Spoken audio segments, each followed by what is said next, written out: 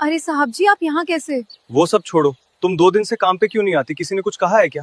साहब जी, मेरी माँ बहुत बीमार है, उनके इलाज के लिए मुझे पैसों की जरूरत थी। जब मैंने बड़े साहब जी से पैसे मांगे तो क्या तो बड़े साहब बोले कि अगर पैसे चाहिए तो मेरे साथ वो सब करना पड़ेगा जो मैं कहूँगा। तुम्हारा दिमाग तो ठीक है? ये कैसी बहकी बहकी बातें कर रही हो? पापा ऐसा नहीं कर सकते, तुम झूठ बोल रही हो। नहीं साहब जी, मैं झूठ नहीं बोल रही हूँ, मैं अपनी माँ की कसम खाती हूँ, बड़े साहब जी ने ये सब कहा है। तुम एक काम करो, मैं अभी तुम्हारे बैंक अकाउंट में पैसे डाल रहा हूँ, पहले तुम अपनी माँ का इलाज करवाओ। जब तुम्हारी माँ की तबीयत ठीक हो जाए तो तुम काम पर आ जाना। ये सब बात वही करते हैं, और अगर ये सब झूठ निकला तो मैं तुम्हें छोड़ूंगा नहीं, समझी? ठीक है साहब जी, मैं माँ के ठीक होने के बाद काम पे आ जाऊंगी। दोस्तों, ये सच्ची कहानी है मुंबई शहर की, जहां मुंबई के इलाके में एक बहुत बड़ा बंगला था।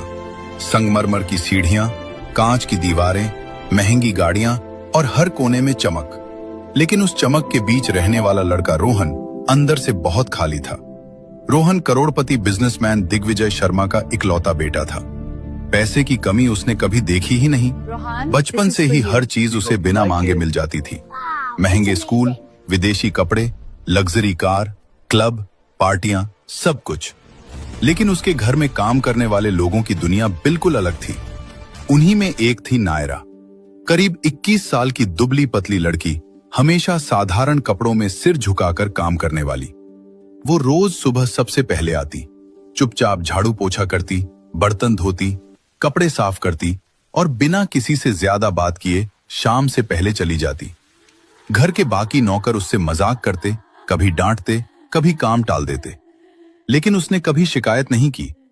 एक दिन किचन में काम करते हुए बूढ़ी कुक शांतिबाई बोली, अरे नायरा, तू इतनी जल्दी क्यों भागती है रोज? थोड़ा आराम भी कर लिया कर। नायरा बस हल्का सा मुस्कुराई। घर पर मां अकेली होती है और छोटा भाई भी। बस इतना कहकर वो फिर काम में लग गई। रोहन ने उसे कई बार देखा था, लेकिन कभी ध्यान नहीं दिया। उसके लिए घर के नौकर सिर्फ काम करने वाले लोग थे, इंसान नहीं। लेकिन एक चीज अलग थी, नायरा कभी किसी चीज को हाथ भी नहीं लगाती थी जो उसकी नहीं हो। कई बार पैसे खुले पड़े रहते, सामान सामने होते, मगर उसकी नजर भी नहीं जाती। एक बार रोहन की महंगी घड़ी सोफे के नीचे गिर गई थी। शाम को उसने ढूंढी तो नहीं मिली।